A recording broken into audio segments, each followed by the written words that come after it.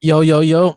Welcome to another episode of the Seven Podcast. I'm your host, Joseph, and today I have with me four friends of mine who are dope ass artists from digital art to tattoo artists. They're about to tell you what the life is like, and I'm gonna be quiet and let them introduce themselves, and then we'll get into it. You want me to go first? I'll go first. All right, so Motherfucker. I'm Miguel We Lopez. talked about this. All right, so I'm Miguel Lopez. I'm actually a tattoo artist as well. Out of South Texas, I'm 25 years old. Specifically in art, tattooing is mostly of it. I do paint and draw on the side. When it comes to tattooing, I don't really have like a specific style. Like I do like black and gray, but it depends on my mood. Right now, I'm mostly into like line work. I find myself like up for the challenge and trying to like pick up the most harder projects or whatever. But for now, yeah, that's just me. Okay, okay. Hello. I'm Jenny Six. I'm a acrylic pouring artist slash like mixed media artist. It's all started because I saw a painting that was like $3,500, and I was like, "Fuck that! I'm gonna make it myself." And then I ended up spending probably more once I really got into it. And yeah, I'm from South Texas, and I'm stationed in San Diego, and I'm just working on trying to turn this into a full-time job so I can get out of the military. And I do just mostly it's a coping mechanism for me. So it's like if I see like if I see something I really like, I just try to recreate it, or I just go with whatever colors that my brain can't stop focusing on. And yeah, that's pretty much it. Okay. Yo, it's the Ron. I'm from Bronx, New York. I go Ink, Rebel Ink 2X two times, that is. I specialize in black and gray tattooing as well as digital artwork. I've been drawing and painting, doing art since I was a kid. So I just figured why not, take my craft to an upper level, do something I love. Also, meet new people, have different experiences, see why they like to get tattoos. Just basically like a culture artist. Like I like to get into it with my clients, that is make them feel safe and feel at home. They coming to get some work done. I like to ask them why they chose that certain piece, just to make them take their mind off the pain. But that's really it with me. I'm big on art, colors, and very much, I don't know, anime too, you could say. So I just like to, I just Hey like to man. do a lot of do anything that's in the art category. That's all. For Bet. sure. I mean, ain't nothing you could say that could take my mind off of pain from a tattoo. Man. Yeah, It's some gonna hurt. people that don't care what you say. Just hurry up and get it over with. We all took a deep breath. We were like, oh, yeah. Shit, I take Yo, painkillers. I take a painkiller yeah, before I start, just to try to numb the pain. yeah. I don't know, man. I studied a lot, so I stopped working before, then I just got back into it. So I try to be nice and delicate on the skin. Don't no scar tissues, none of that madness. So just very easy for the client. That's all I'm big Okay, on. for sure. All right. Hey, my name's Ashley. I am an artist. I mainly do digital art. Also a tattoo apprentice, so I'm learning how to tattoo. Um, I'm 26. I'm from Tennessee, but I live in the DMV area now.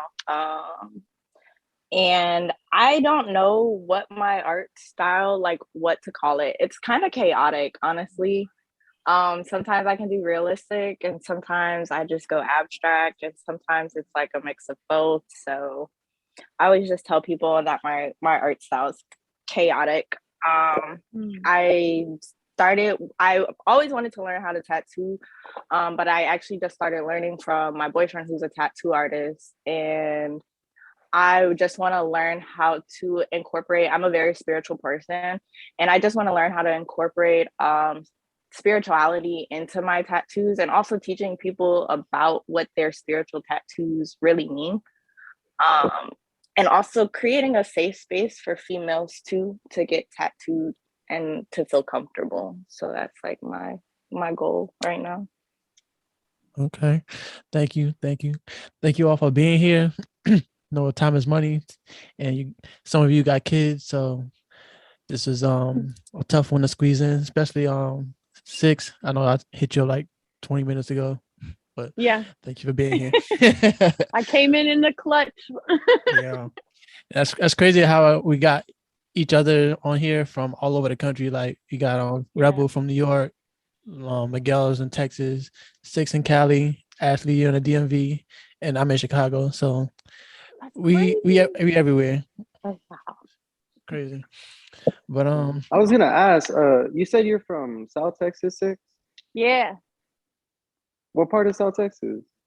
I was about to be like Houston. No, I'm from the H-Town, baby. I'm like maybe like 30 minutes from Galveston, so I'm like near like the Seabrook, LaPorte area. Oh, okay, that's cool. I'm from like the border town, so like Harlingen. Oh, Yeah, okay. You like South Padre shit. Like yeah. South. That's why when you said South Texas, I was like, oh, we're like talking yeah, about coincidence. I was like, where's she from? Yeah, when people think we're That's from cool, Texas, yeah. they think of tumbleweeds. I'm like, I grew up on the water, bro. Yeah, for sure. All right. So when did you guys start tattooing, or not just tattooing, but started your form of art? So I actually started so like full time. I started whenever I got out of the military. So like December 2019. I started like dabbling with it like a little bit earlier into like summertime 2019. And then whenever I got out, I was like, all right, well, part of the reason me getting out was like, all right, let me start doing this full time. So about like December 2019, that's when I like dropped everything, went to a shop and like started doing it, and just kind of stuck with it since. Yeah, that's crazy. I remember that time when I helped separate you. Yeah, for sure. And I think you even got my brother in too, right? Like you were still there whenever he got to the ship now, didn't he? All right, I think so. I think it was you. I think so, maybe. Maybe.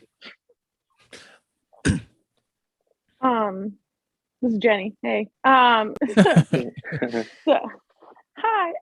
So I've always like wanted to be an artist, but I tried to do it in like a traditional way, like painting landscapes and stuff, and I was terrible. So I stopped for a really long time. And then about January, February this year, I saw that painting and I was like, I'm gonna get into it. And then it just became like an obsession. But when it really became like a full-time thing, a little bit of a trigger warning. I had a friend pass away, and I was on duty, and I got the call and everything. And basically, I got home and I was just like felt like super numb, and I just all day, like my husband understood what was going on, so I just came in here and I did a painting for him, and it became like a really big thing. And and whenever I feel like happy, I paint, or whenever I feel sad, I paint. I've morphed my garage into this full-blown studio. And it's just it's something that's always been there, but it's never had my full attention until I realized, like I don't want to stay in the military forever because it's not good for my mental health. And if I can take something that's really good for my mental health and turn that into a career, then that's something I'm going to do. And so that's kind of how I started to really take this seriously, and for it to become a full-time passion. For sure. Glad you found something to transfer your energy to. Art therapy. Me too. Yeah, exactly. Art therapy.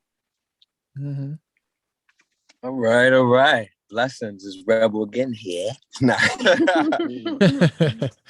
started, I'll be honest, I started in like 2017. Like I just picked it up. I'm like, shit, I know how to draw. This is easy. I could take that stuff. But it did not work that way at all. So I began tattooing myself, and any homies and friends, homegirls that, didn't mind me practicing on them. But I really got discouraged. So I put the gun down for a while. So I picked it back up once COVID had started in March 2020, because I was working in construction, and everything started slowing down. So I had did some raffle with a famous company, Bishop Rotary Tattoo Company, and I won a pandemic. It was like a little raffle. They had everybody win like 800 plus worth of tattoo equipment, and they'll shout you out. They're all the way in California, so I actually won it. So it gave me the push to like actually put my foot down and get back to business, because that to me that felt like one in a million, and not everybody wins something like that. You know what I'm saying? So ever since then, they actually like stuck with me. They kept in contact, told me if I needed any help, feel free to contact them. So I went aboard and bought all my rotary machines and equipment, and like started really investing in myself and my time. So once I did that, I just started taking off. Like it was nothing that can, stop me from going to where I needed to be from beforehand. So it's been about 2 years now, like to be exact, since we already passed March. And I love it, man. It's the work, everything is just super smooth and easier now. Like I still got to, perfecting my colors and everything. But when it comes down to black and grays and gray wash, I feel like that's where I'm very, very well comfortable at. That's so dope. I just say don't get discouraged, man. That shit is it's the devil. Stay on top of your A game. It gets hard, but you know what I'm saying? You will. Practice makes progression. That's all it is, man. For sure. That's like a sign when you won that raffle. Like Yeah, you should get back in. Oh shit, I almost teared up, man. That was definitely like a confidence booster, would you say? Yeah, for sure. It really pushed me, because these guys aren't like just any type of company. Like if you go on their Instagram, it's Bishop Rotary, you'll see that they one of the big dogs out there in the tattoo industry. So for them to actually like, pick me and shout me out, actually take my number down and really like give me a call and stuff just to hear my story, like as if I'm doing it with you guys, they actually did that. So from that day on, I was like, I'm never stopping again. That's so validating. That's like such a validation too. And it's like you saw that opportunity, and like my friend told me one time, he's like, life's defined by opportunities, even the ones you don't take. So that's fucking awesome, man. For sure. Appreciate it. All right, guys. Hey, I have like I don't know, my story's a little different, I guess. I started with art. I knew when I was younger that I wanted to be an artist. And when it was time for me to go off and go to college, I wanted to major in art, but my parents convinced me that that wasn't a practical job, and being an artist won't get you any money and you'll never get anywhere. So that kind of really just discouraged me. So I stopped art. I joined the military, and while I was in the military, I would just draw at work on my free time. And then in 2017, I had trigger warning. I had a really bad, I fell into a really bad depression. And so similar to Jenny, I started painting to express everything that I felt. And slowly everyone would tell me like, oh, these are great. You should post these, you should sell these. And of course, people have great ideas, but the support doesn't usually follow through. So I was trying to sell my paintings, and no one wanted to pay the price of the paintings. And it was frustrating because I put all this work into it, and materials aren't cheap, and canvases aren't cheap, and nobody wanted to spend the money on my painting. So I kind of got discouraged. And when I got out the military in 2019, and I pursued art full time.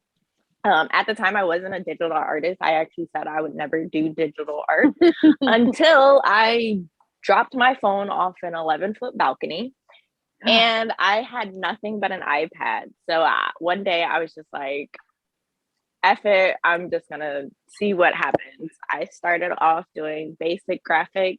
I went into doing logos and found out I hated doing logos really quick. And so now I still paint, and I just find digital art more satisfying for me. And then it came down to, I wanted to put my art out permanently, and what better way to do that than on skin. And also I had talked to a lot of females who said that they couldn't get tattoos. I'm not sure if y'all can't see me, but I'm pretty much covered in tattoos. So anytime a female sees me, they're always like, oh my God, you have so many. And of course it's easy because my boyfriend's my tattoo artist, so I'm very comfortable with exposing body parts to say. Right. But a lot of females refrain from getting tattoos because they're afraid of being uncomfortable from a guy, or they've had bad experiences with tattoo artists. And no offense to anyone on here. It's definitely not all guys, but at that point I realized I wanted to create somewhere and have somewhere where females could come and feel comfortable and safe and okay to get art on their body. And also I just want to be able to put my art out there. It's probably like one of my favorite art forms, to be honest. So that's what's up. Yeah, that's just unfortunate that that there's like that what would you say, that stigma out there, that like men tattoo artists have like this reputation, kind of like photographers have a bad rep sometimes too, like when it comes to shooting with females. So I go through that too, but everyone's not the same. That's a good comparison for real. But yeah, because even I know what you're talking about, definitely, because like that's like one thing that I've always pressed on, like man, I don't ever want to be that guy that's like, oh man, like don't go to him, or like, because I've seen it, or I've even heard stories, like I've tattooed clients where they're like, oh man, I was getting tattooed by this person, like, and he just started talking about all this stuff, and I'm like, what? Like, well, how do you how do you even break the conversation like that? Like, oh yeah, let's grab drinks after, like or you know what I mean, like, that's like, I don't know, I get that completely, like, dude, that's not professional at all. I mean, and if you're cool already, or if you're like friends, or you knew each other to begin with, then I get it, like oh, let's catch up and let's go grab a drink. But as far as like, this is our first time hanging out, you're getting tattooed, and let's take this somewhere else, like, nah, that's weird. That's weird. You gotta, but no, I completely understand. It's like a line that's crossed. And yeah, for sure. I actually seen it one time. I was getting my hands tattooed in a shop, and this girl came in. She was getting a piece on her chest done, and of course, she would have to take her shirt off. But when she did it, the artist was just like, "Oh, you got some nice fucking tits," and then immediately, like, you could see in her face, like, she was just like, "Oh my God," like.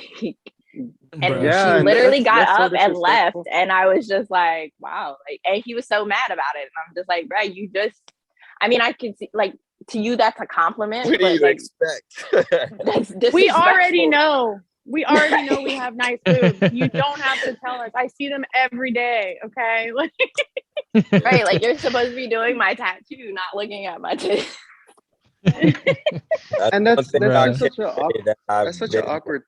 Granted, but I have came across other clients that are like, oh my God, thank you. You made this experience so much easier for me, because a lot of dudes is pervs, this, that, and the third. And I'm just a jokester. Like, I just like to joke, make you laugh, get this pain out the way, then go about your day. Like, this is my business as well as your your piece you want done on you.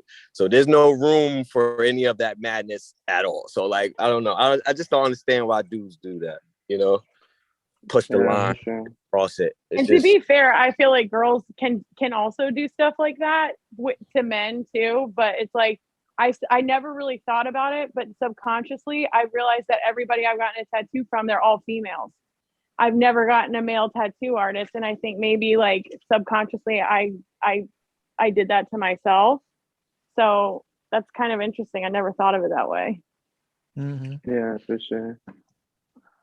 And then it kind of rolls over to like, I think it does carry a bad stigma for not even like the client, because like even like one of my biggest pet peeves is like groupies, you know, like I hate it, not like groupies, but like when people bring like extra company and say, dude, like I'm here, like I want to give my undivided attention to my client, like I don't want to carry on and have to answer 30 questions with like your friends and like, you know what I mean, like it's not fair to you, like you're paying for time and you want to bring like your friends or like your boyfriend or girlfriend in, and I'm over here like answer the same question twice already, you know, like. And one thing I've noticed though with that stigma is though, like, and I was actually having that conversation with my wife, I was like, man, like it bothers me so much, like whenever like, and it's always with the females, with female clients, like their boyfriends like to like breathe down my neck, and it's like, man, I hate that. Like I'm just doing my job, bro. Trust me, man, like you could sit over here, like we created this nice lobby so you could relax, you know, like not so you could be like, hey, can I pull up a chair, like, you know, like. And it's never with the guy clients, like you don't have the girlfriends like coming over here like breathing down my neck. It's like, oh man, but it is true that is a stigma. I think it's pretty known. Like They try to make sure you're not one of them the massage dudes that be No, those dudes are so creepy. Like, what? How did you even get in this profession? Like, that's funny. Yeah.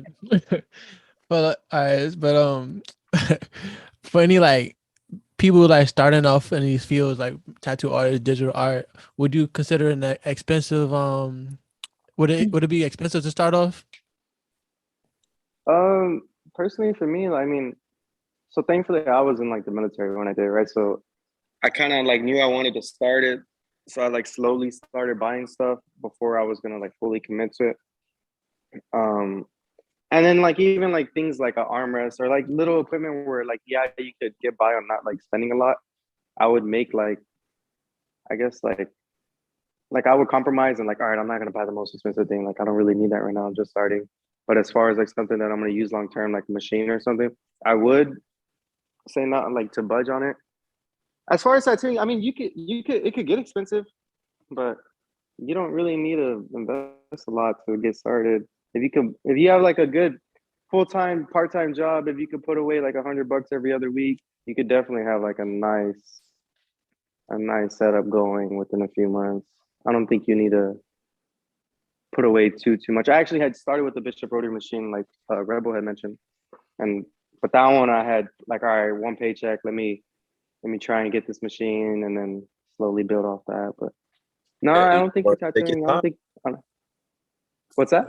I say, yep. You just want to take your time, paste it. You don't want to overload yourself too much for no reason. And I say no reason as far as like, because you know everything expires as well, as far as needles, everything. So you don't want to overload yourself if you don't have like the clientele or you know just pace yourself. But you also do want to buy good quality stuff though. So as far as spending money, you want to make sure you have the good machines, the good needles, good ink, like, you know, nice, say if it's dark black inks, you want to have the dark inks or nice color, bright colors. Yeah, for sure. So it's not like as if it's crazy pricey, but you just don't want to cheat yourself with those Japanese Amazon inks and don't do that. all those other crazy stuff. So, you know, I mean, and as far as tattoos, like the inks, the needles, you know, even the guns, because there'll be certain guns that just won't flow. Like the ink won't flow out of the needle or, you know, penetrate the skin properly.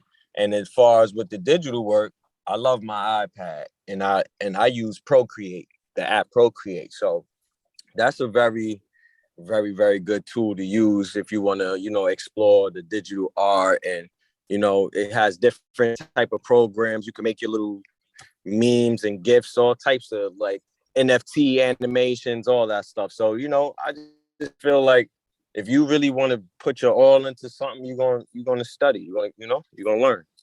Right. That's all. For sure. For me, so there's a lot of different schools of thought, like, but financially, like I started off, getting some cheap canvases from Michael's and like some craft paint, and then like just putting water in it and being like, I can do this. And the thing is that when it dried, it looked so dull and like watery. And so, kind of like what Rebel said, I just really started like educating myself and learning and trying. And I've had a lot of different reactions. So like with me, I have to like mix chemicals to get to a consistency that pours. And if you have like really expensive paints, which are beautiful and dry beautiful, but you mess it up, like you just wasted like $30 paint on this canvas that cost you $30. And it's just kind of like, it can be expensive if you take on too much, kind of like what they said. But I've noticed that the way I feel about my art, especially if I have like really high quality paints, I am more thoughtful of the process and what I really want out of it, instead of just kind of being reckless and just like throwing this paint around. But for somebody who's like starting off, I would just say like, for pouring mediums, like you can go out and buy a $40 pouring medium. It's going to be beautiful, or buy like the pre-mixed paint. And then it's like, you kind of know like the consistency you want, the look you want. But if you are going to do it small, do it like start off like using glue as a pouring medium, as opposed to like this golden fluid pouring medium that's like 32 ounces and costs like $75. Like, like it's you have to kind of find out what your style is, what you're going for, and your technique. And literally I learned pretty much everything off of YouTube. And I every night when I would go to sleep with my son, we would watch painting videos, as he calls it. And I would learn, okay, this is why this went this way, and this is why that went that way. And then if I want it to look this way, I have to adjust this. And it's very like mad scientist type of stuff. But it's all kind of based off of what I want and not what like other people are doing. So for somebody starting off, I would just, Michael's is great because they have a 15% military discount. And look for your sales, look for your discounts and all of that, because if you don't, you might really get in over your head. Like I've invested in this, but it's because now I'm trying to turn this into a business. It's not just because it's like my hobby. If it's a hobby, go to Walmart and get some glue and craft paint and then see if this is for you. Exactly. Sure.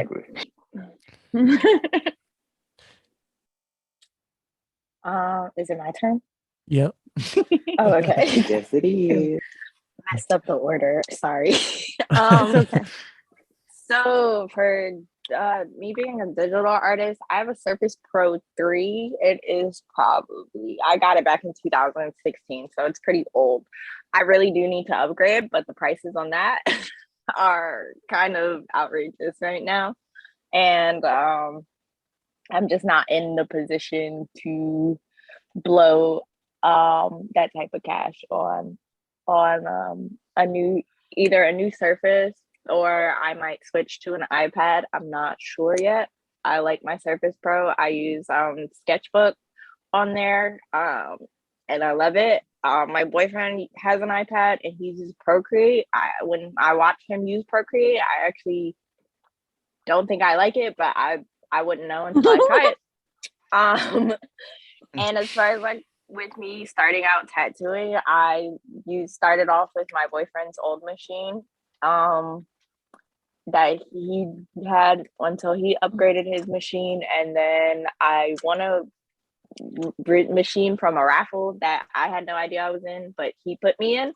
And this tattoo Damn, I artist need is to giving join away.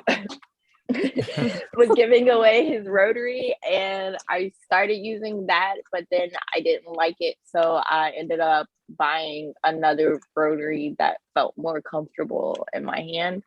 As far as like the materials and stuff goes, I usually just like my boyfriend works in a tattoo shop, so I kind of just bum off of them. Smart. If y'all are listening, that's not true. But yeah, I pretty much just tell him to like, hey, I need this. Can you bring home this? I need some gloves. Can you grab this? And then like other stuff, like I buy on my own, like ink and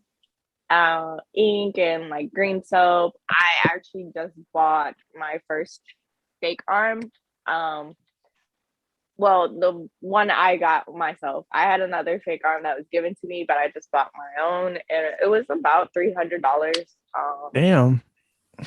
Yeah, I actually bought my boyfriend a color set, ink set for Christmas, and that was about $600, and it wasn't Damn. even all the colors. So it can get pretty expensive, but like they said, when you're just starting out, you really don't, especially, well, for me, I figured I wasn't practicing on skin, I was practicing on fake skin. So I was like, well, I don't really need all the fancy doodads and stuff, like they said, just like the most basic simple stuff to get you by. And as you go, you know, you save up and you plan ahead for purchasing different items and things like that. So yeah, so definitely you guys pursue expensive hobbies. Yeah, I wanted to say something on that. In their profession, do not look for the sales. in my profession, I literally have to do like bargain hunting, price comparison, and but I was thinking, I was like, I was going to say look for the sales, but not if you're a tattoo artist, please. And then it's another thing, like if you look at it, you're also investing in yourself too. So it's like, I spend a lot of money on paint, but this is an investment. And and to me, if it's worth it, if you feel something, you know what I mean? Like, so I wanted to put that in there too. Yeah. Like Rebel said earlier, just be smart with your money, especially if you're first starting out. Cause like Ashley said, like before when she first started, nobody was buying her canvases and everything, and so you don't want to overspend, and then nobody's buying your stuff, because nowadays it's pretty hard to get recognition and people to share your stuff and all that stuff. But just be smart with your money. I feel like if you're in a profession, I got that mixed up. If you're in a profession, you know what you need and what you don't need, and what's important, what's really not that important. Like he's Lopez was saying, like machines and the ink, or like Rebel was saying the same thing. Machines and the ink is important, but like certain stuff you can bargain with certain stuff. So win a raffle. Shit. Exactly. Well, the place that I get my supplies from, they do like sales every so often, and they'll like text out like a code, and they'll be like, use this code to get so much off of needles or whatever. Where you get that from? Exciting. So we order from a place called Painful Pleasures. It's actually located out here in Maryland, but they do ship. Okay. So if you guys are my tattoo artists out there, if you guys want that link, I can drop that. For sure. I'll put that in the description when I post a podcast too. All right. Like, I was gonna ask what inspires your guys on work, but I think most of you mentioned it already. But I guess you could further elaborate on it. Specifically for me, I mean, really just like getting my own tattoos. I mean, I've always been into tattoos, like growing up, like my dad would always have tattoos, and I would always get like real intrigued when I would like see him, like, man, let me see it. And so my dad's actually like in prison right now, so every time we would go visit him, I'd be like, oh, let me see what you got, you know. And then I remember one time specifically, he was like we went to go visit him, and he was pretending like he had the flu, so he had like a thermal on. And then we went to visit him a second time, like after that, and he was wearing like short sleeves. I was like, oh, okay. And then he was like, yeah, I mean, like I was working on it last time, but your mom would get mad at me, so I had to tell her I had the flu. But so he was like trying to hide his new tattoos because my mom hates tattoos.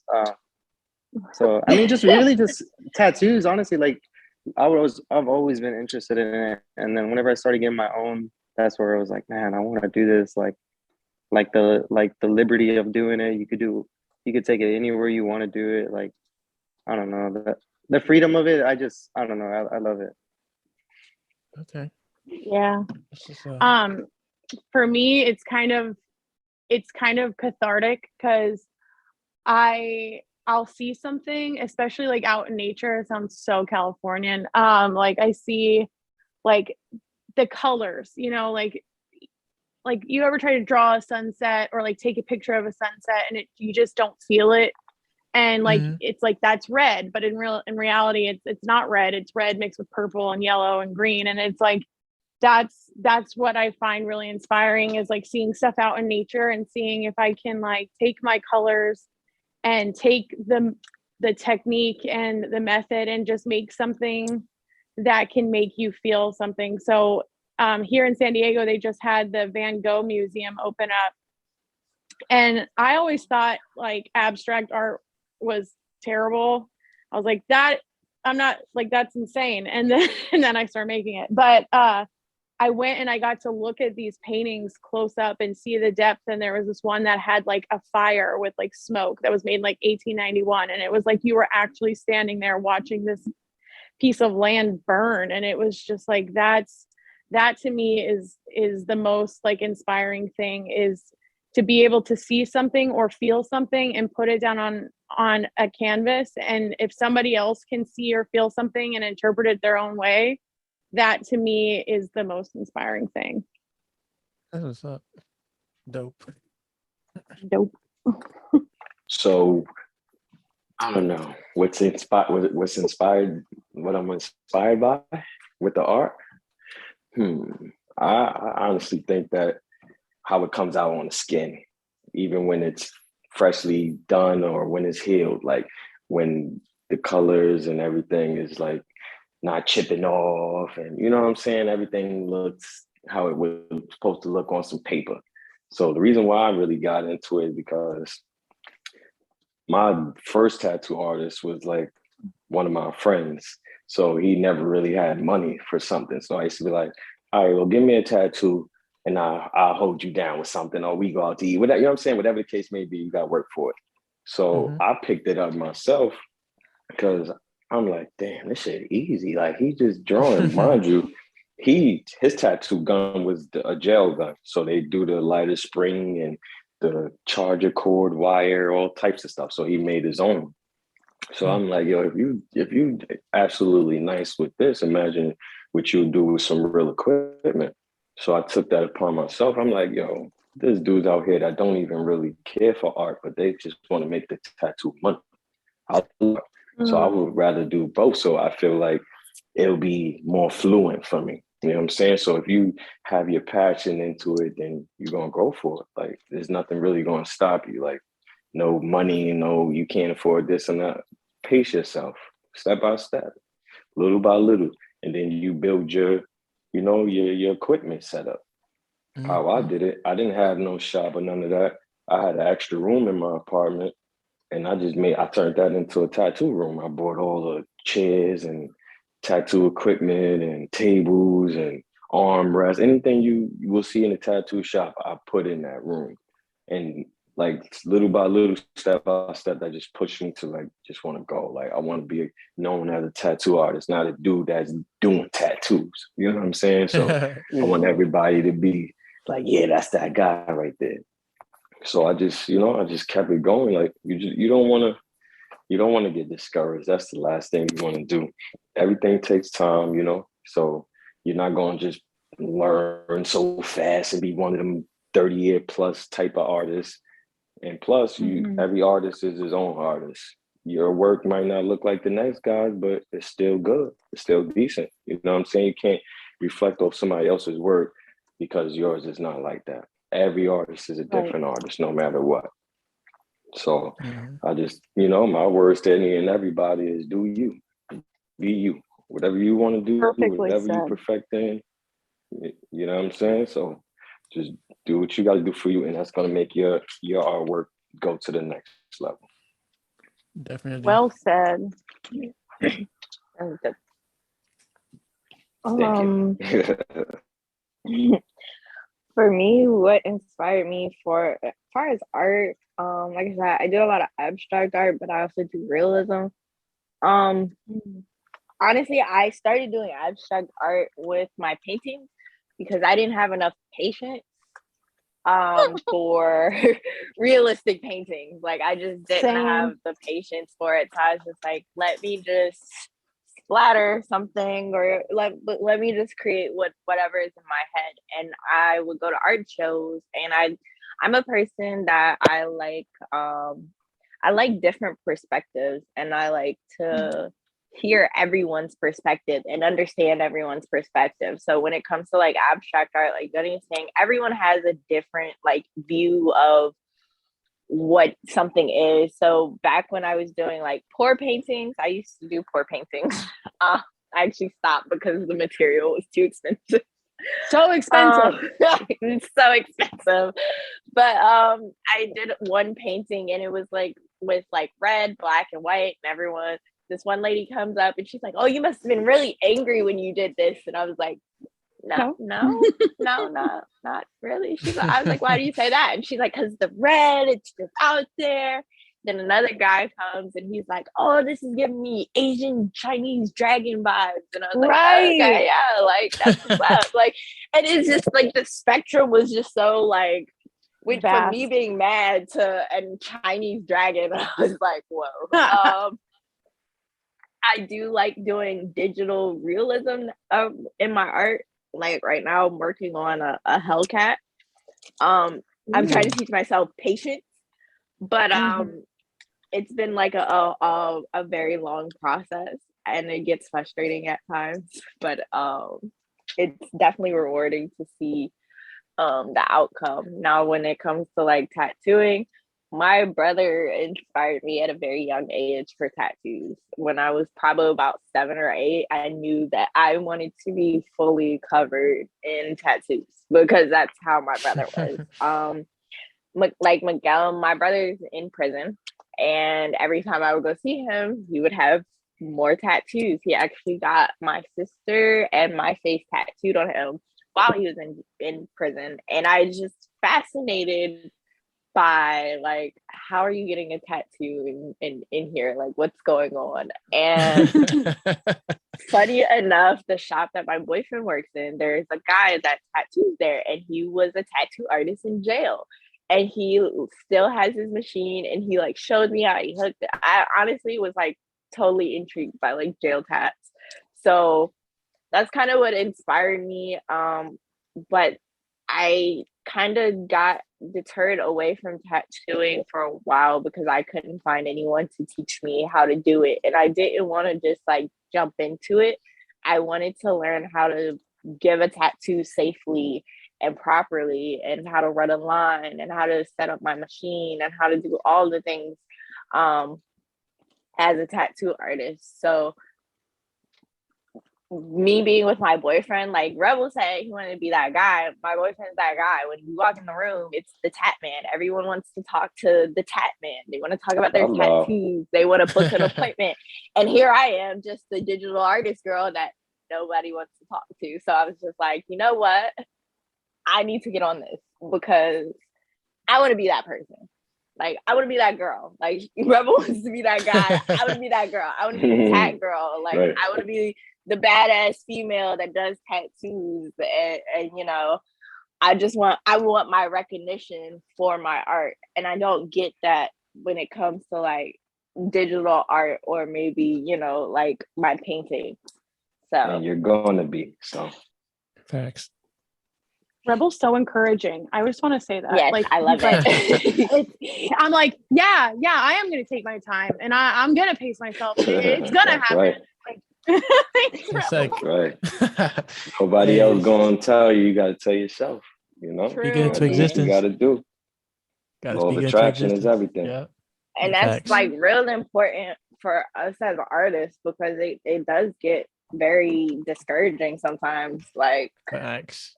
even Definitely. like I've seen it even with my boyfriend and tattooing. Like some months are slow and others aren't, you know. And it's just like a patience thing. You just gotta be patient with yourself and remind yourself of like why you're doing what you're doing. Mm-hmm. That Yeah, goes like with that- Don't yeah. stop drawing. You know what I'm saying? That's another thing. That downtime is some more time for something else.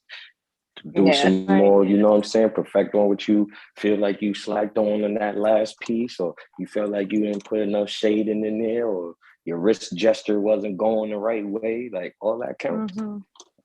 Definitely. Yeah, that goes with go ahead. Sorry. I know you've been trying to talk, but what I was gonna say is that I have been consistently making paintings. I think I have about like 85. And about 2 weeks ago, you know, my husband's kind of like, hey, you know, there's not a lot of room. You need to start selling these. And I'm like, listen, it's gonna happen. Okay. I need to know that when I do sell something that I did it the right way and that I'm not taking money from people because it's not like up to my standards, right? And like that week I got a commission for a piece for like $250 and I sold 2 pieces. And I've made like almost $1,000 in 1 week when I hadn't made anything in the last month. And like, hello. It was just, but I had to do that for myself though. I knew that like, there were days when I was just like, I don't want to paint. I don't want to do this. Why do I think I'm that good? And I remember, right, you shared one of my things and I was like, wow, thank you. Like, because like Ashley said, they don't share your stuff. Like they all want a piece of it until you tell them how much it is.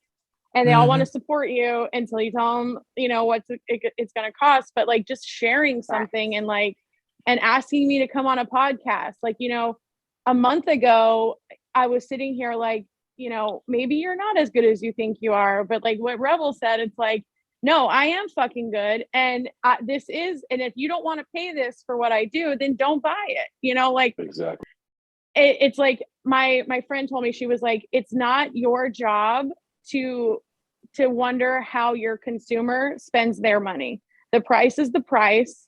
And if you don't like it, then that's on you. That's not on me. Like I'm worth this. My work is worth this. And if you don't want to pay that, then you don't want my work.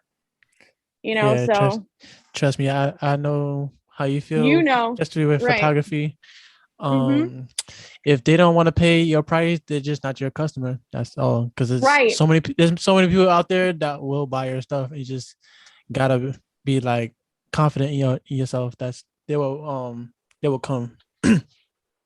Yeah, but like Ashley said, like it's wild because it's like it's expensive, and when you tell them how expensive it's going to be, and I'm sure with tattoos too, because I have a piece that cost me like $3,500, and they were like, "What did you pay that for?" And I'm like, "It's fucking badass. That's why I paid that." And she's a fucking awesome artist, and that's what it is. And like, you know, it's that whole principle of, well, we're friends. I don't give a fuck if you're my friend. If you're my friend, then you know how much money I'm spending to do this. Like, exactly. I'm not trying to rip you off. I'm just trying to, you know, make a living. Not only that, they're paying for not just quality, but they're paying for My your time, your Yes. experience, the mistakes you went through, all the lessons you learned, everything throughout the years. That puts value in your work. So yeah, they don't understand that part though. I didn't either. I love a deal. And they look at what then I realized. Then I realized, you know, like when my friends started selling their stuff or like, you know, using their talents and as a business, like I think the most insulting thing you can say to someone, especially as your friend, like, "Oh, hey, can I get a discount?" Nah, I hate that. No, it's like, now if somebody I know loves my work and they can't afford it, that's different. And that's going to be my choice. It's not going to be because they, you know what I'm saying? Like, and I think that if anyone's listening to this, you know, don't ask for a discount. It's disrespectful. It's disrespectful. Low-key. It is. And if you don't know, now you know. Yeah. Like if you're going to support fully, don't like half-ass support because that's like, oh well, I'm Even my supporting you. mama. Like, no, No. you're not. Like, I've even had my sister go like, oh, your prices are too high, and I'm like, maybe you're just too broke. Have you thought about that? Like, Yeah, if you have to ask, you can't afford it. And it's like, I have a kid. Every hour I spend out here, it is for me, but it's also away from my kid. And it's just, and I try to, like, if you can't afford to buy it and you want to support me, then share my work. Tell your friends about it. You Yes. don't have to. You don't It's free have to share. Yeah, exactly. That's all I ask for. Like a share, a like. I see a lot when I post stories, you can see who's looking at them and nobody's like Yeah, liking them or nothing. Like, wow, okay. I see I see. who really cares. But Mhm. let's see. Anybody, you guys have nightmare stories? nightmare about art? stories. As far I as mean, I've had some funnies. I've had Yeah. some, like, how the I got fuck a did I funny end up one. at this?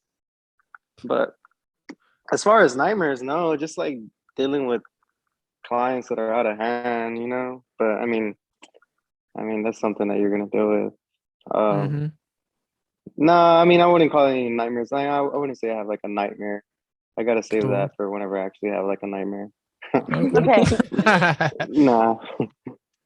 I got one, and it's kind of funny, but it was a nightmare for me. So I use my garage as like my studio, Mhm. and my garage is kind of slanted because I live in military housing, but Yeah. it's huge. But again, it's my garage. Anyway, I had worked on a painting for probably like 6 hours, and I had gotten it just perfect. I had set it down right. I left it, and I came in the next day, and I'm actually recording a video for like my YouTube, and I'm like looking. I have the garage door open, and I'm looking at my, like, in the distance, and I see this like 3D raised thing on my painting, and I'm like, what the fuck is that? And it's actually all on video.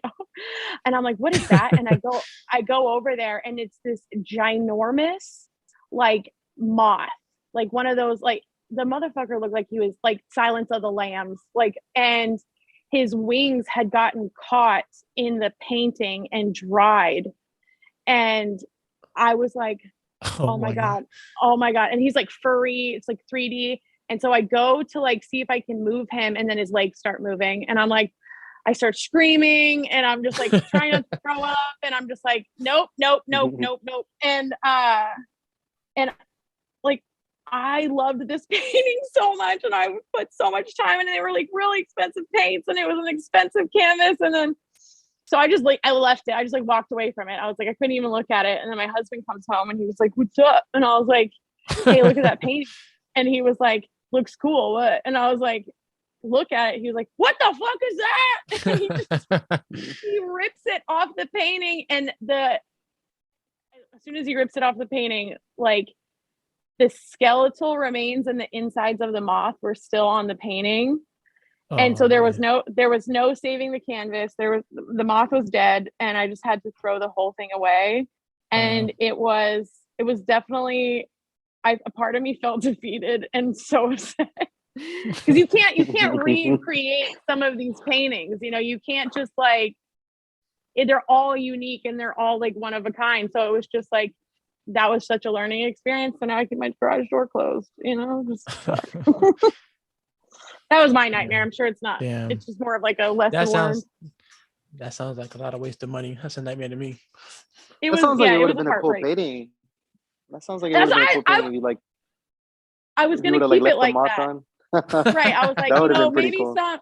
But then I would have really had my eye on the person that bought it. Like, what are you going to tell me to put the lotion on my skin too? Like,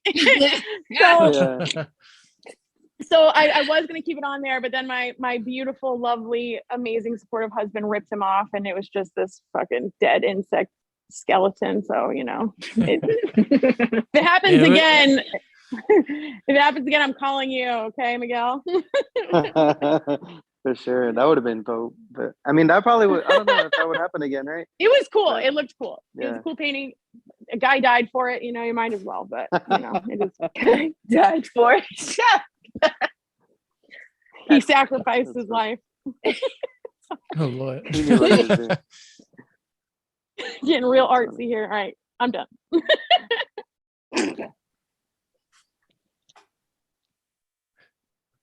Next, anybody else? Okay, so yeah, my fault. Here I had comes to Rebel.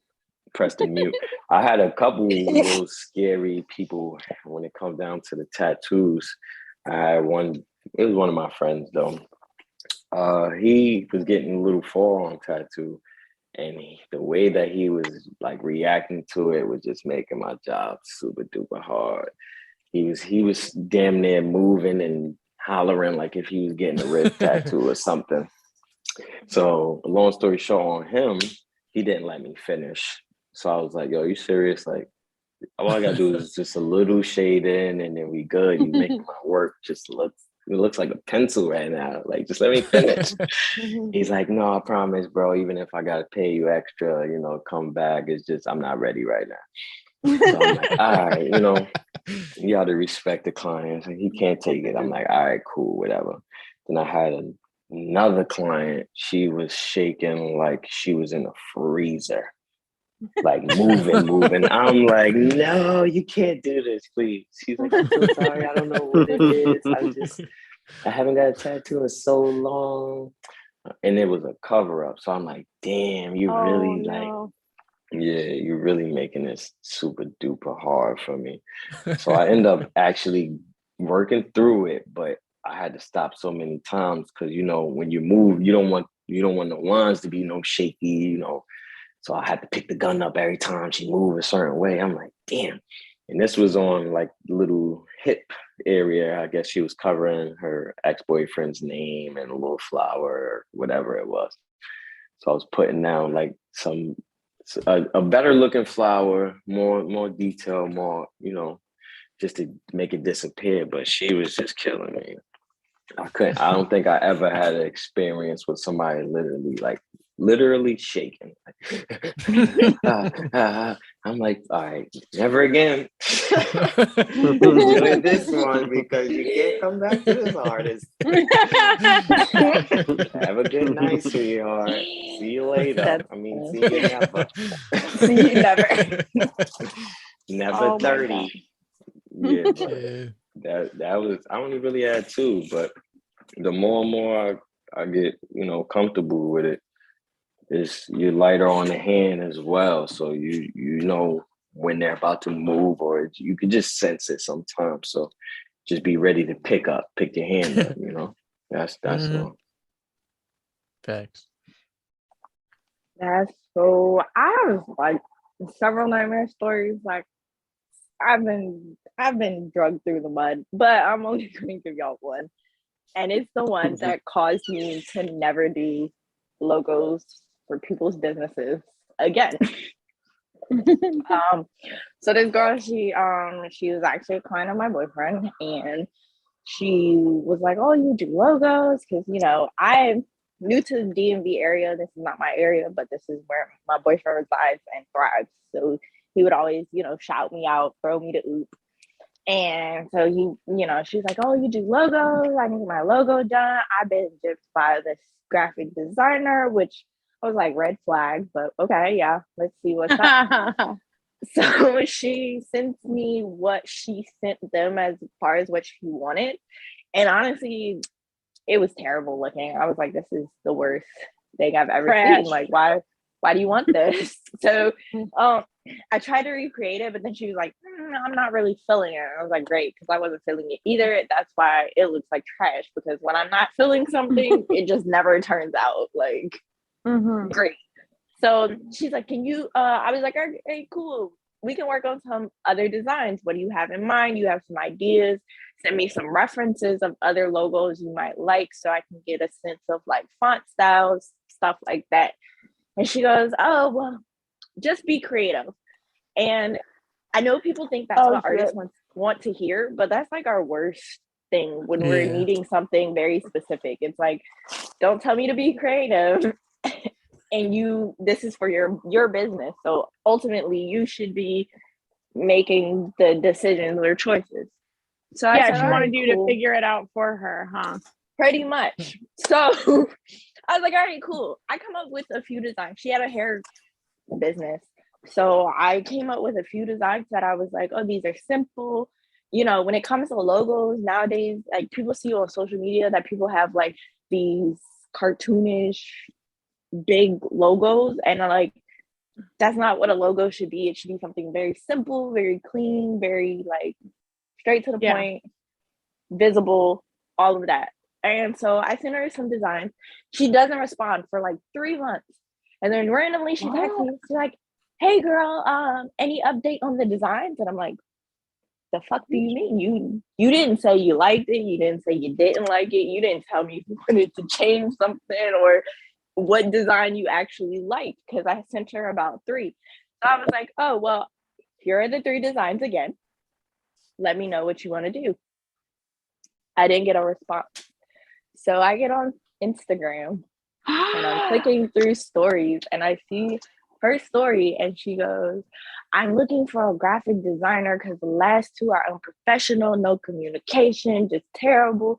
And I'm like, hold the fuck on. Like, you didn't respond to me for 3 months. You gave me no type of feedback. Like, me as an artist, I need feedback. I can't just create you something and you not tell me if you like it or you don't like it. Like, if you didn't like the designs, all you had to say was, I don't like those. And I'd been like, all right, cool. Wouldn't have hurt my fucking feelings because this isn't my fucking logo, once again. So I sent her a message. She was like, I wasted.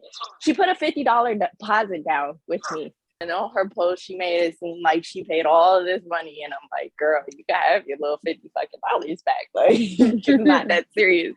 So I don't need you.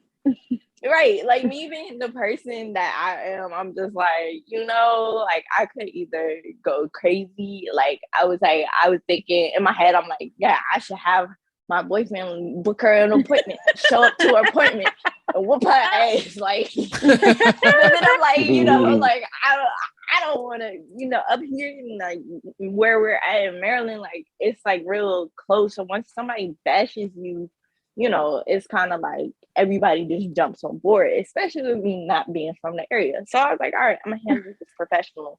I was like, look, I hit her with a text message. I was like, I think it's very childish of you for you to go on social media instead of coming directly to me and telling me that you have a problem with something. I was like, as far as communication, I was like, you're the one that didn't respond for 3 months. I sent her screenshots of our text messages just so she saw. I was like, you didn't respond for 3 months. I was like, if you had a problem with any of the designs, I told you to let me know what you wanted. You never communicated that. I was like, so as far as communication goes, I was like, I can see why the last graphic designer did not work with you because you suck at communication. I was like, but anyways, here's your little $50 back. I sent it back to her and then I blocked her.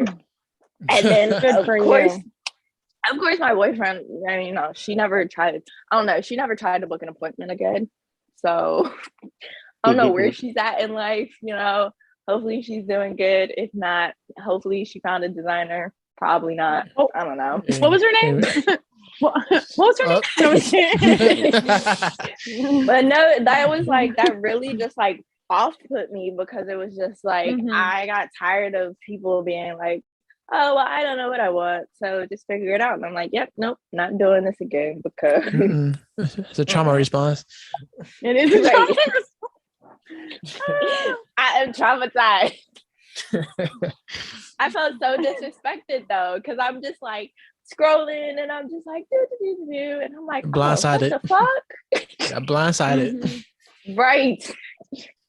This bitch. That's what I was. That was literally me. I was like screenshotting and I was sending it to my boyfriend. I was like, what the fuck is she talking about? Like, fuck. I was so mad because boyfriends get all the tea, like all the tea. You know, we'd be like, all of it. You won't guess what the fuck this bitch did. Sorry, side note, sidetrack. And so, I know we all do some form of art. Do you guys listen to like music while you working, or like what kind of music you listen to? Who you listen to the most? I mean, for me, it really depends on my mood. I'm not really into like loud music whenever I'm like tattooing. I really like to like, I don't know. I prefer like listening to like podcasts or listening to like a TV show or something like soothing in the background. I'll even put like relaxing music on.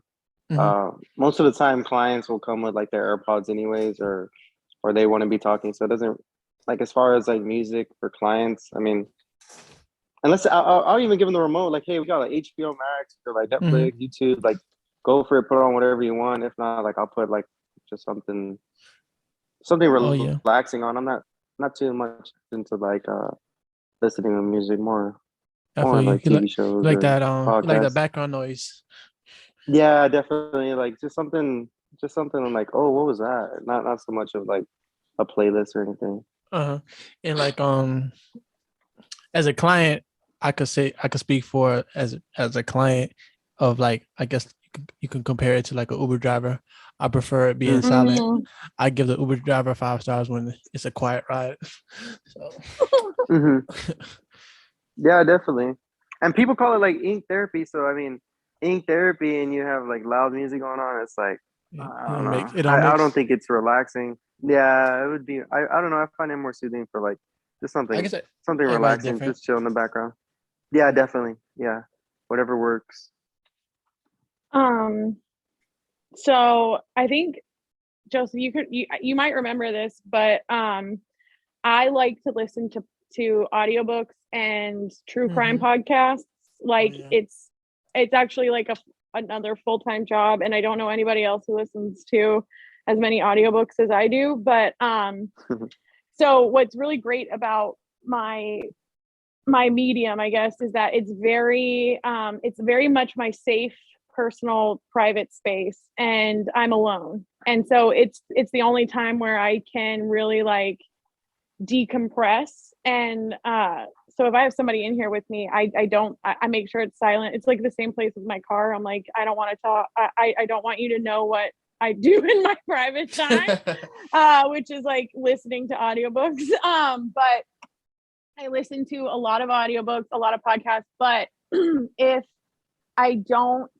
have any of that, I will listen to, and it's kind of dates me. I'll listen to some like classic rock, or I'll listen to like 2000s R&B or 2000s like alternative. Like if I'm feeling real nostalgic, it'll be like all of that fucking like emo shit I listened to when I was a teenager. But it makes me feel really like a lot of stuff that you like repress when you're a kid or a teenager, and you kind of get reminded of those feelings when you listen to an old song or like an Mhm. ex-boyfriend or whatever. Yeah. And it brings up some stuff that I've never been able to express, and it channels through me in some way through my art. So it's like, yeah. But if you guys get the chance, Audible is great. They want to For sponsor. sure. It's like you're channeling your childhood when you're painting. Right. Oh yeah, a lot of trauma stuff going on here. Working through it through art. I shouldn't be laughing at that. Oh no, it's funny. It's funny because it's true. It's funny because it's true. Shit. I honestly go by the client. Yeah. So it depends. Like me personally, I like music. I gotta keep my iPad next to me playing music. I don't be on no loudspeaker stuff like booming throughout the whole room and stuff like that. But I definitely have my iPad next to me whenever I'm doing my art. But also, I like to listen to the podcasts and different stuff like that, like Gilly and all them dudes, or Mm, whatever the client feel. I have the TV on as well, so it's a little mixture of everything, so you can get the yeah. feel of whatever it is. Have everybody feel comfortable during the session. You're not listening to no crazy music or depressing music or getting you in your, you know what I'm saying? Like nothing that'll make you uncomfortable. That's really it. But as far as me, I gotta have some type of music playing. At For sure. least through like a calm volume that is. Mm-hmm. Yeah, for sure. I mean, the goal is for everyone to be comfortable. So you Yeah, and the definitely. client. So Exactly. The more comfortable, the more It's all in the brain. It's like the nerves, you know what I'm saying? You getting that tattoo, you don't think too much of it, you get accustomed to it, it's gonna flow. Unless it's your ribs. Or the or tops your of your legs or feet. something. Which I Right. actually Down. get my ribs done on Friday. I got both of mine and I'm done. Say goodbye. Yeah, I'm getting a But cover yeah, up on bro. my ribs. So Yikes. That's My pray for husband me. has get them my good husband's tunes got both going. of the top of his feet done. My husband has the two tops of his feet done, and I was like, I would have to be tortured to get the tops of my feet done because that just sounds horrible. Yeah, that's painful. I know, because he doesn't like the style, and he's like, I'll never get them redone. So I was like, oh no, hell no. But yeah, for me, I like music. I like all types of music. When I'm doing art though, I'm into like trap music, so I listen to like Lil Durk, Yeah. Key Glock, Young Dolph, Future. It just goes down a list. Like I have a playlist that just plays. It's called my hyped up playlist because when I'm doing art, I just want to feel like I'm that person and I'm doing this shit. Like I'm you that killing this person. shit, right? Like so, I Mhm. always gotta play some shit that hypes me up. I haven't started taking clients when it comes to tattooing, but like I always felt like if I did, or when I do, not if I do, when I do That's take right. clients, I want to be able to like ask them like, you know, if they want music or, you know, do you want to listen to something? If they don't, then I'll probably just put my AirPods in and just jam out. But like ask them, recommend them what type of music they wanna listen to. I actually went to a tattoo shop in Texas when I was in core school out there, and he was like, "Yeah, you know, what do you listen to?" And I was like, "I don't know." I'm like, "You got some J. Cole?" And he was like, "Yeah, we got J. Cole." And you know, that just made the whole, like I was saying, it made me feel more comfortable. It made the whole session a vibe, and it was just cool. So, I mean, I could pretty much rock out to any type of music. I've been in a car with people playing country and found myself like tapping my feet. Will I listen to it on my own? No, but I can vibe out for the moment, you know. It's a whole vibe. That's dope. How everyone here has like their own style. Like, got audiobooks, got the loud music, you got the quiet music, you got the podcast in the background, or stuff like that. So that's dope. So I know some of you mentioned some apps, but first let's talk about let's give the listeners book recommendations. Like one book. One book. Damn. I mean, for tattooing, Guy Atchison, he's like an old school tattoo artist. And he actually came up with like this book, like I think it was like in the 90s. And it's called like Reinventing a Tattoo.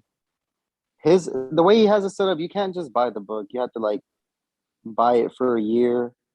But Mhm. if you could get your hands on that book, Smart. that definitely, yeah, that would change a lot. Because I mean, tattooing is like it's so like broad, but as far as like making it flow with the body, because everybody has a different body weight, like body structure, you know. He goes over all of that. Like it's a really good book. I would really recommend that book, Reinventing the Tattoo. Okay. He'll teach you everything, but you got to get your hands on it. I just want one book. I can give you like series of shit. So I'm gonna kind of do like I'll be quick. Okay, so for what I do, the way I learned, it was all on YouTube. People like Sarah Taylor, Molly's Artistry, and like Olga Stokesby and Rinska Downa. If you have YouTube and you do stuff like that, those are like the main people that I learned from, but mostly Sarah Taylor. But if you want to talk about books, there's a really good series that's out, especially in audiobook style. It's called The Rivers of London, and it's about a police officer, and he's in London, and he basically goes on this like wild and crazy, like fucked up ride. It's actually really funny, and it's narrated by Kobna Holbrook Smith, who's in I think some of the Marvel movies. think there's 7 books by Ben Aronovich, and it's just wonderful if you guys want some like weird shit to listen to that's funny and perfectly narrated and a lot of books. It's my favorite, and I've listened to all of them. Bet. All right, so I got 2 books actually. 2 times, but not. Well, one book is Hustlenomics. It's a Nipsey Hussle book. Ooh. Basically, teaches you about like mailbox money, revenue, and equity. Basically like self-discipline, getting on your A game, stuff like that. Never heard that book before. Yeah, he got a lot of them. So you know me, bro. Bet. So I got that one, and my other one is Napoleon, Outwitting the Devil.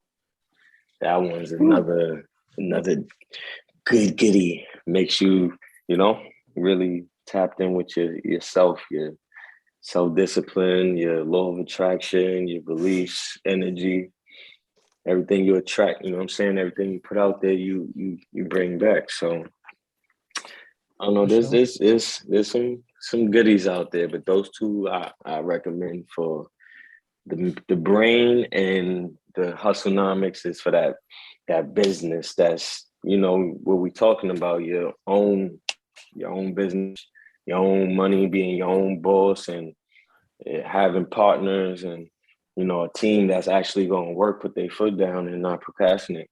So look into those. Well, I guess 2 book recommendations. The first one would be a sketchbook. If you're going to be an artist, get a sketchbook and use it. Like, draw in your downtime, anytime. The second book I would say is probably one of my favorite books. I've reread it several times. It's The 48 Laws of Power.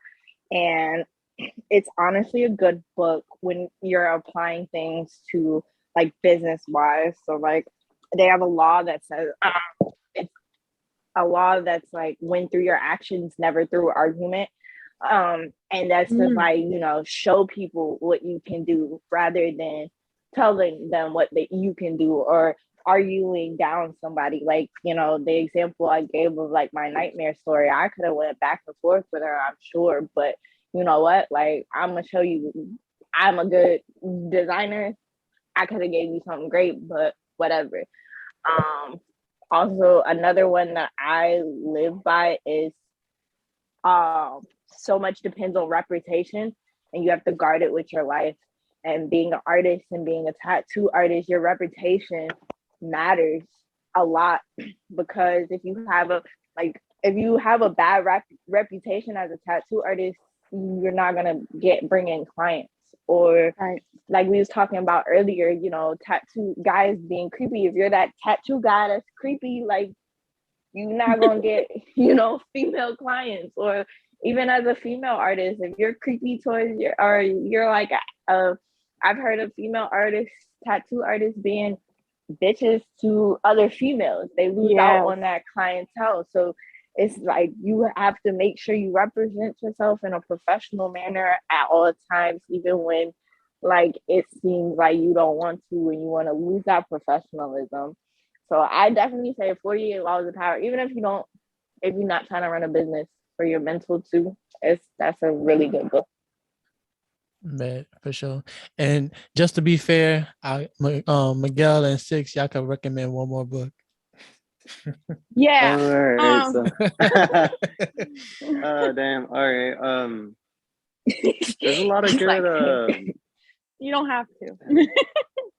Nah, I'll give something. I mean, there's a lot of good for like just to stick on tattooing, right? So there's a lot of good, like, not one specifically, but there is a lot of good like reference books. I mean, you don't gotta stick to tattoos. All right. Dang, I don't have another book. I'm not gonna lie. I mean, whatever book you got. All right. Six. Your turn. I'm actually going through my Audible right now. But if I think it was really interesting that both like both of y'all said, like books that could also help you in dealing with your business, because being an artist isn't just, like being out there frolicking in the tulips and like expecting people to throw money at you. You have to deal with the business side of it. And like anything by like Rachel Maddow or anything like understanding your finances and understanding like how a business works. I'm a mom, so I have to literally do two things at one time in order to get everything done that I want to get done. And I think it's like how to like unfuck yourself, or like the subtle art of like not giving a fuck is really helpful for me. But any type of self-help, whether it be like, how to win friends and influence people, which really isn't self-help, but I try to learn as much as I can. So anything that can teach you something, especially about like how you act and why you act the way you act, or how to save money, or how to, do stuff like that.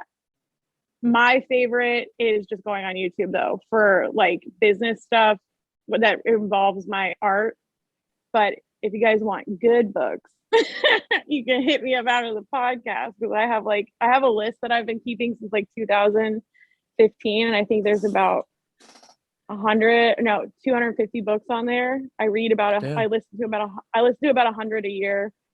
And there's one book I'm listening to, or I just got done listening to. It's called Young Rich Widows, and it's about a bunch of like people in Rhode Island dealing with the mob, and it's just a funny, good, well narrated book. So I could do this all day. So just somebody stop me. Yeah, you're a bookworm. Definitely I am. Bookworm. Like I'm painting right now as we're doing this, so it's like I'm always doing. I need to connect with you because I want more books to read. I need to get back into reading. I'm in a slump right now. Like I just finished these books and I'm just like, I don't know what to do. Because like cooking, driving, painting, that's like, it's what I do. But yeah, we'll talk. All right, so on to the app recommendations. I know you actually recommended shit, I forgot the name. Procreate. Yeah, that's the one. Yeah. So that's an iPad app. Or you could have it on your phone, doesn't matter. But obviously I recommend the iPad so you can have the pen. It's like a digital paper that you could do whatever you want with it, like the different color shades. You can add layers to it so you don't mess up your line works or smear certain colors, and you can add images and do all that good stuff to it. So that's an app that I use for basically all my digital stuff. So yeah. Bet. I use the same one. Procreate's pretty good. I use a few other apps, like Pinterest is a big one to get like inspiration on designs. Another one, there's a good app out there for like portraits or like any type of like faces that, or like say someone sends you a picture that has like a sketchy picture. There's an app called Remini. That one's actually really cool because I mean, if you have like love that one. that one's good. If you have like she gets it, yeah. So like dirty images or anything that needs to be cleaned up or like enhanced, Remini is a pretty good app. Yeah, Procreate, Remini, Pinterest, some good apps right there. Yeah, I use Pinterest too for photography.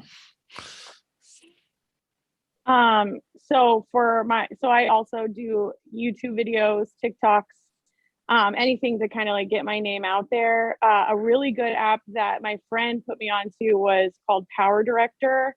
So what I'll do is while I'm painting, I have two iPhones. It's a long story. And so I'll use one to like listen to my books, and then I'll use my other phone to record, and I'll just go in there and I can actually speed it up in the app. I can chop it. I can add music. I can add transitions and all that stuff. And it's a lot cheaper and a lot easier to use on your phone than like some of the other apps. And then for sometimes if I'm feeling like in a slump and I want to create a certain like color palette, or I want to like have more colors that can cause more drama. I use this app called Color Wars. It's like COOLORS, and you can just go there and you just like click on it and it'll give you like randomized color palettes, and it'll give you the exact like type where you can look it up and then like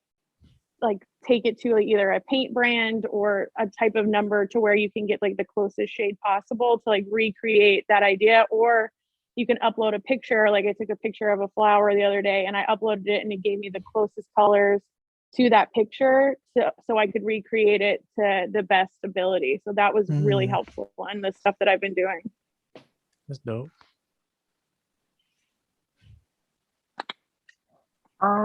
So I use Pinterest, like I said. I've used Remini several times to help enhance portraits. I recently did a portrait of my dad and my brother, and it was like a really old photo. I put it through the app, it cleared it up so I could get all the details out of the photo. I use Sketchbook. Like I said, I don't use Procreate. Maybe I should get into it since everybody's on this Procreate way, but I like Sketchbook. It's easy for me to use. I also use Adobe Photoshop for like some of my mixed medias, and YouTube.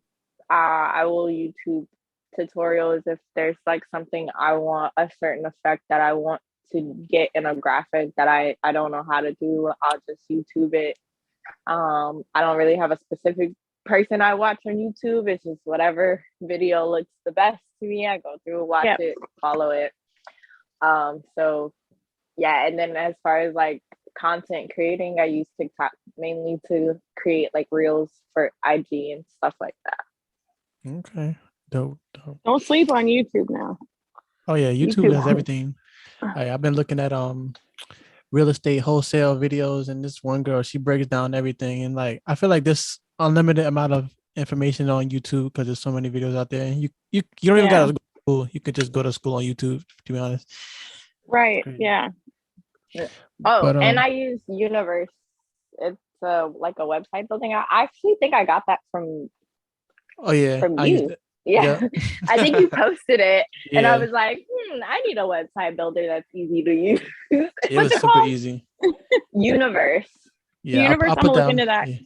I'll put that in the description of the podcast. I'll send you the link too if you need it. Yeah, I do, because I tried to do that like one app thing and no.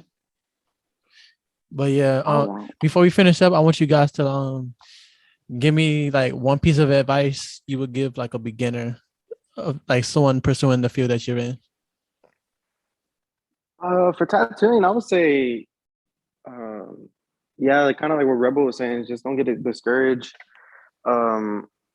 There is a lot of sacrifices when it comes to tattooing, especially like if you have like financial obligations, you got to expect sacrifices to be there, but definitely like remain professional. Don't give up on yourself. Ask questions. You could always learn more. Just don't stop. Just keep going. That is so true. For me, and I had to learn this the hard way.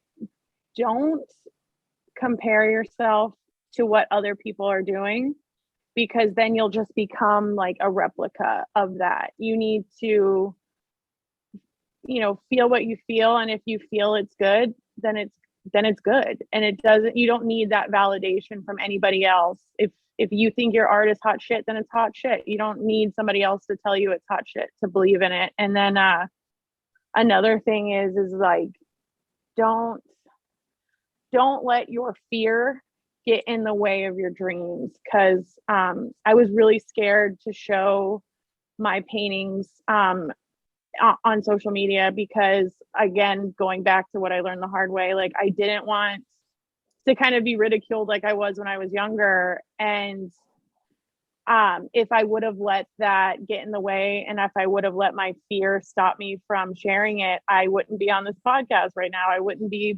making commissions, and I would just be trapped in that fear of, am I really that good? And I just had to, believe in myself and just find what works for you, but you have to have that self-confidence, because if you don't, no one's gonna push for you harder than yourself.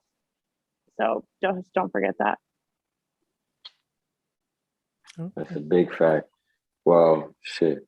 I'm gonna just say from my experiences, you don't want to look too much on the next artist or question your artwork because this artist is this good, or how come your work doesn't come out like that.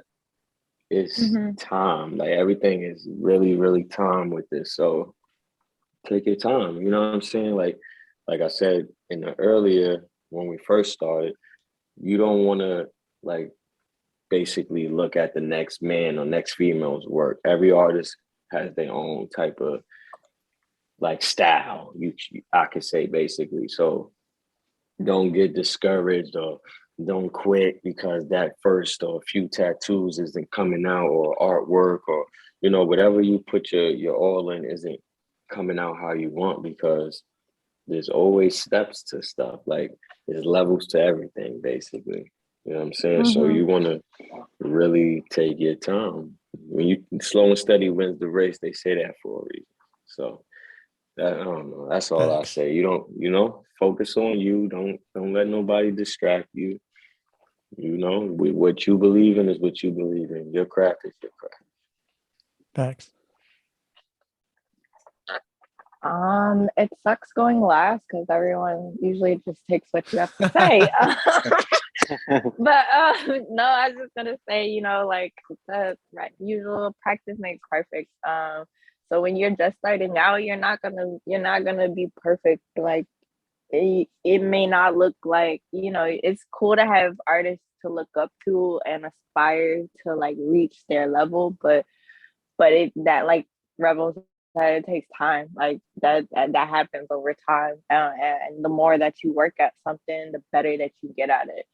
So just continue to put in the work and you'll see, the results that you're looking for. And also it's very easy to get swept up into like trends and stuff, especially with social media. Just be your own self, be your own artist, and whatever audience is you're reaching out to, they'll find you. Okay. So as we wrap this up, I just want to you guys let everybody know how to contact you and find you. For me, you could find me on Instagram, Miguel_tattoos. That's the best way to reach me if you want to check out my work, or even reach me for any type of inquiry, or even just give me a follow, Miguel_tattoos. That would be it. Got you. I have a lot of social media. Thank you for asking, Joseph. I'm on Facebook, Jenny6, Instagram, Jen_6_Mafia, TikTok, same one, Gen6Mafia. And I have a YouTube, which is under Gen6Mafia. So, and then I'm working on an Etsy store right now. I'm doing inventory for it. It should be up probably by the end of this month, beginning of next month. And but if there are people who want to buy artwork I already have, or are interested in a commission piece, just please message me on Instagram or one of my social media platforms, and we can work together and kind of figure out your vision and see if it's a right fit for you. So okay. Or hit up Joseph, whatever. Nah, don't hit me up. Don't hit me up. I'll give you a cut. So. No, I'm just kidding. Can I get a discount? No. Motherfucker. Nah, I don't want no discount. I'm on Instagram as Rebel. It is Rebel Ink 2X, and it's the ink is INK, like ink in the pen, not INC. So yeah, Rebel Ink 2X. That's the Instagram where my artwork and stuff is on there. So that's about it. Stuff is on me. You can find me on IG. It's Art Like Ash. That's ASH. And yeah, if you want any graphics done, hit me up. I'm also looking for people to practice on. So if you're in the Maryland area, hit me up too. For sure. Well, I got about 5 minutes left of recording left, but finally I'm ready to wrap it up. It's been a long episode, but we had a lot to talk about, and I appreciate all of you guys' perspectives and lessons and gems you dropped. So hopefully the listeners picked up on that and they could take what you provided and use that in their craft. And I just appreciate you guys for being here, taking the time, because I know we went definitely over an hour. But Yes, sir. thank you for being here again. So Thanks for having us. Appreciate you. Yeah, thanks for having us on. Appreciate it. Good experience, man. That was dope. Appreciate for sure, that. my goal is to have everyone's crowd, I guess you could say, or friends, link up with each other's friends. And like, I know we don't get enough exposure as it is. Like, people don't share stuff, but the more Ashley's friends meet with Rebel's friends, meet with Six's friends, meet with Lopez friends, the more exposure each of us will get. So it's better for everyone. So your friends get with my friends. We can all be friends. We gonna have a party. Hey, this is a good experience because I feel like we built a bond here. So we definitely reach out to you guys. I feel when like it I comes know to y'all. I know we've been friends for like years. It's been 2 hours. And I hate talking This is like on words for everybody out there listening. Share your friends and your people stuff, man. For sure. Yes. For sure. Support is free. It's free. It won't hurt. It don't. Support the team. I want to say thanks for being here one more time, and good night to y'all. Good night to you too. Y'all have a good one. Bye. Bye. But yeah, thank you for all the listeners who's still listening, because I know this was another long episode, and we dropped a lot of gems, a lot of wisdom, a lot of knowledge, and I hope you was able to soak that up so you could take that on with you to your craft and make whatever you do better. So enjoy these tunes by my boy Oshay The Villain. Album just dropped on Monday. It's called B2, available on all platforms. Let's get it.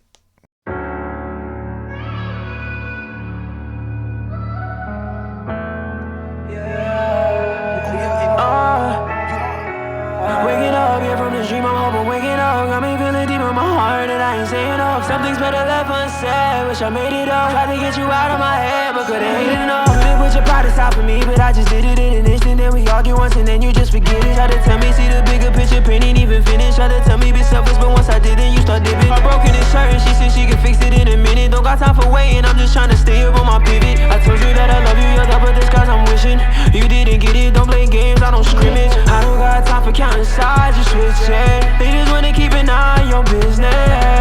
Maybe you knew I was different. I got tired of saying sorry. You really wanted me, you would be on me. But the way you moving, that girl is beyond me. If you really love me, you could never ignore me. He unlocked your heart first, and that's okay. So it's no longer a reason for me in a way. I don't like this love thing, it's feeling too strange. It's funny, girl, how you the cause of my love and my pain. But you found out the truth and think you would stay long. You ain't feeling through my heart up in a graveyard. But I'm keeping this energy cause my heart's strong. Just in case you tell me that I gotta stay far. Girl, like chemistry all in the air. They out here hating real love, that's how I know that they gon' hate us. You told me you ain't going nowhere. You said always and forever, but no longer carry the same heart. I loved you for all of them years. Never imagined the day that me and you have to stay apart. But forgetting you too damn hard. Yeah. Waking up, yeah, from this dream, I'm hoping waking up. Got me feeling deep in my heart and I ain't saying enough. Something's better left unsaid, wish I made it up. Tried to get you out of my head, but couldn't hate it enough. Couldn't put your pride aside for me, but I just did it in an instant. Then we argue once and then you just forget it. Try to tell me, see the bigger picture, pain ain't even finished. Try to tell me be selfish, but once I did it, you start dipping. Heartbroken and certain, she said she can fix it in a minute. I'm just trying to stay up on my pivot. I told you that I love you, you're but this cause I'm wishing. Don't play games, I don't scrimmage.